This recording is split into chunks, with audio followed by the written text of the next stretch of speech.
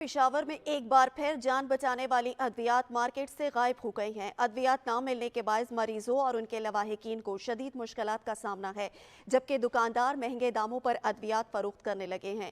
अदनान शाहिद मजीद आगाह करेंगे। जी अदनान।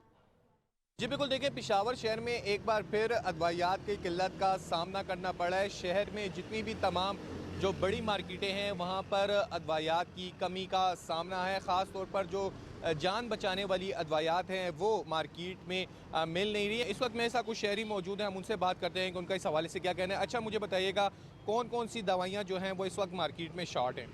देखिए जी, बेटे के लिए दवाई लेने आया हूँ यहाँ पर।